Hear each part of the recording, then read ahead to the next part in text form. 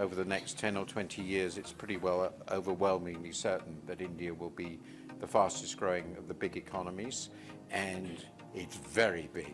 इसके साथ साथ एक और खबर आजकल पाकिस्तान में बहुत गर्म है, और वो ये है कि जी गालिबन 2023 या 2024 में इंडिया शायद दुनिया के आधे आईफोन प्रोडक्शन करेगा। इंडियन इकोनॉमी का डंका बज रहा है इस बार दावोस पे, और चाइना की हालत, वैसे भी इकोनॉमी की तो हालत खराब ही है, लेकिन चाइना की हालत वहां दावोस में भी खराब है। आईएमएफ भी कह रहा है कि यार 2 या 2.5% उनकी ग्रोथ रहेगी, और शायद उनकी जब से चाइना बना है उसमें सबसे लोवेस्ट ग्रोथ रेट होगा। कि चाइना का सितारा डूब रहा है, विनाश काले विपरीत बुद्धि चाइना के साथ वही हो रहा है। ऑब्वियसली हर दूसरा बंदा जो मोबाइल यूज़ कर रहा होगा आईफोन का, वो मेड इन इंडिया का होगा।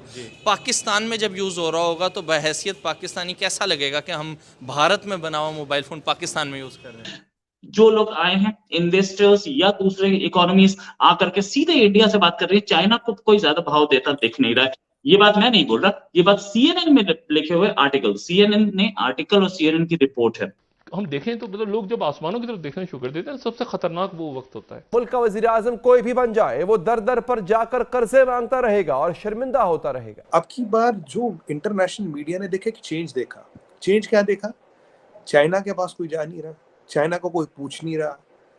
जब भारत की ब्रीफिंग होती, हॉल के हॉल भर जाते हैं। हेलो फ्रेंड्स, जय हिंद। हिंदुस्तान स्पेशल में आपका स्वागत है दोस्तों। स्विट्जरलैंड के दावोस में वर्ल्ड इकोनॉमिक फोरम की 5 दिवसीय 53rd सालाना बैठक हो रही है। इस बैठक में बड़े बड़े अर्थशास्त्री और नेताओं ने भाग लिया है। एक बैठक में फाइनेंशियल टाइम्स के मुख्य अर्थशास्त्री मार्टिन वॉल्फ ने भारतीय अर्थव्यवस्था की जमकर तारीफ की है। स्विट्जरलैंड के दावोस में वर्ल्ड इकोनॉमिक फोरम 2023 में उन्होंने कहा, भारत अगले 10-20 सालों में बड़ी अर्थव्यवस्था में सबसे तेजी से बढ़ने वाला देश होगा। उन्होंने कहा कि मैंने 70 के दशक से लंबे समय तक भारत का अनुसरण किया है और मुझे लगता है कि आने 10-20 सालों में भारत दुनिया की सबसे बड़ी अर्थव्यवस्था में तेजी से बढ़ने वाला देश होगा। आज हर जगह भारत की तेजी से बढ़ती हुई इकोनॉमी की बात हो रही है। पाकिस्तानी मीडिया ये चर्चा कर रहा है कि कोई भी मंच भारत की तारीफ किए बिना नहीं रह पाता। दूसरी तरफ एक रिपोर्ट के मुताबिक 2024 में दुनिया के आधे आईफोन का प्रोडक्शन भारत में ही होने जा रहा है। इंडियन इकोनॉमी का डंका बज रहा है इस बार दावोस पे, और चाइना की हालत, वैसे भी इकोनॉमी की तो हालत खराब ही है, लेकिन चाइना की हालत वहां दावोस में भी खराब है। जो लोग आए हैं इन्वेस्टर्स या दूसरे इकोनॉमीज आकर के सीधे इंडिया से बात कर रही है, चाइना को कोई ज्यादा भाव देता दिख नहीं रहा है। ये बात मैं नहीं बोल रहा, ये बात CNN में लिखे हुए आर्टिकल, CNN ने आर्टिकल और CNN की रिपोर्ट है। तो जाहिर है CNN ने कुछ तो देखा होगा। पहले एक टाइम हुआ करता था जब अमेरिका को पूछते थे सब, फिर वो टाइम चेंज हुआ, अमेरिका को पूछना बंद हुए तो चाइना को, फिर उसके बाद चाइना और इंडिया, अब चाइना भी गया, सिर्फ इंडिया को पूछ रहे हैं। ऐसा क्या हुआ चमत्कार? देखिए, ये काल का जो चक्र है ना, ये कभी एक सा नहीं रहता, समय हर एक का बदलता है।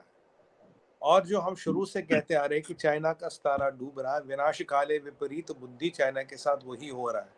आज आप देखिए, भारत की इकोनॉमी का डंका अब विश्व के पटल पे बज रहा है। दावोस क्या है?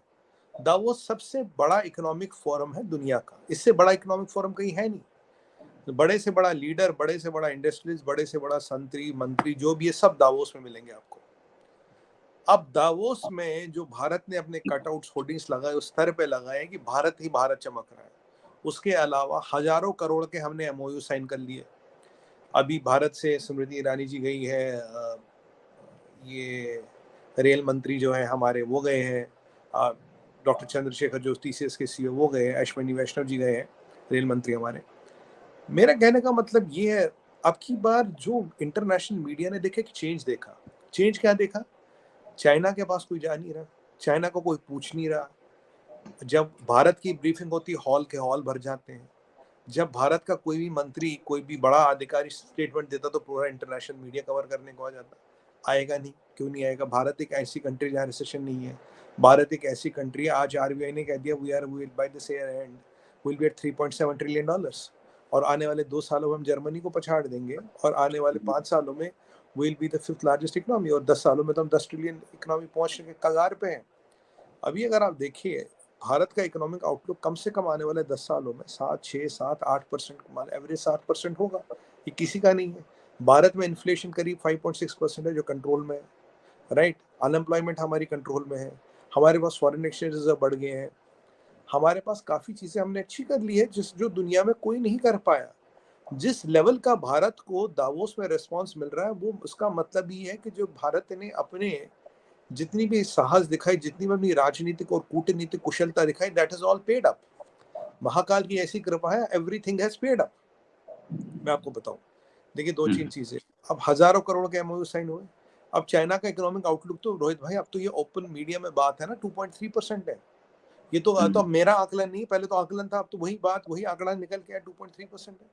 चाइना का इकोनॉमिक आउटलुक यहाँ पहुंच गया। हमारा इकोनॉमिक आउटलुक का दुनिया मानती है। हम कहाँ पहुंच गए, दुनिया मानती है।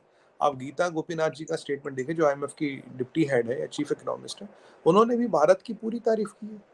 मैं एक चीज देख रहा था जो हमारे में बड़ी इंपॉर्टेंट है, जो बाकी देशों में नहीं है, वो है भारत की जो डिमांड अभी आ रही है। भारत की डिमांड आ रही है टायर 4 सिटीज से। ये दुनिया में कहीं नहीं होती है। जो डिस्ट्रीब्यूशन ऑफ वेल्थ है, लोग सवाल ये निशान उठा रहे हैं, what is India's distribution of wealth. अगर टायर 4 सिटी से डिमांड आ रही है और कंजप्शन वहां हो रहा है, that means the distribution of wealth is damn good. ये बहुत बड़ा इकोनॉमिक इंडिकेटर होता है, where is the demand coming from. अब 3 बड़े एग्जांपल आपको दूंगा। ईरान बात कर रहा फ्रेंडली ऑफशोरिंग, ये तो मुसलमान मुल्क है, शियाज मेजॉरिटी में रहते हैं, ये करा फ्रेंडली ऑफशोरिंग इंडिया। आपका रशिया बात कर रहा फ्रेंडली ऑफशोरिंग की इंडिया, और आपका यूनाइटेड स्टेट्स ऑफ अमेरिका बात कर रहा फ्रेंडली ऑफशोरिंग की इंडिया। अब जो कल हमने आंकड़े रिलीज किए, यही नहीं है कि केवल हम 10 बिलियन सेलफोन, अब की बात 10 बिलियन डॉलर के हम फोन एक्सपोर्ट करेंगे। We are the number 2 exporters in the world. और अगर दुनिया की 2 नंबर 2 मैन्युफैक्चरिंग हब हम बन चुके हैं रोहित भाई। We are now officially the second manufacturing hub of the world, second biggest. और रोहित भाई, आईफोन पूरी दुनिया में भारत से जाएगा। Will make more than 50% of the iPhone for the whole world. India की बात नहीं कर रहा हूँ, होल वर्ल्ड के लिए। आईपॉड वगैरह ऑलरेडी हम करीब उस लेवल पे पहुंच गए। और अब जो ये मैक एयर बुक है, मैक प्रो है, ये भी अब भारत में बनने लगेगा। तो जो चाइना में सबसे बड़ा कारखाना था फॉक्सकॉन का, जो फ्लैगशिप इंडस्ट्री ऑफ चाइना मानी जाती थी, उसमें सेंध पड़ गई है। आईफोन यहाँ बनेगा। सैमसंग का सबसे बड़ा कारखाना कहाँ मोबाइल फोन का, नोएडा में। तो ये जो भारत अग्रसर हो रहा है, और वैसे भी 2026 तक हमारे जो एक्सपोर्ट्स होंगे इलेक्ट्रॉनिक्स के, वो $300 बिलियन होंगे। इसके साथ साथ एक और खबर आजकल पाकिस्तान में बहुत गर्म है, और वो ये है कि जी गालिबन 2023 या 2024 में इंडिया शायद दुनिया के आधे आईफोन प्रोडक्शन करेगा। यानी दुनिया के लिए, आधी दुनिया के लिए जो प्रोडक्शन होगी आधे आईफोन की, अगर वो मिसाल के तौर पर 2 करोड़ है तो उसमें से 1 करोड़ इंडिया प्रोड्यूस करेगा। तो लोगों ने पाकिस्तान में ये ट्विटर पे लिखा कि हम क्या करेंगे। मकसद है इस वक्त, वैसे चीन के तो आईएमएफ भी कह रहा है कि यार 2 या 2.5% उनकी ग्रोथ रहेगी, और शायद उनकी जब से चाइना बना है उसमें सबसे लोवेस्ट ग्रोथ रेट होगा।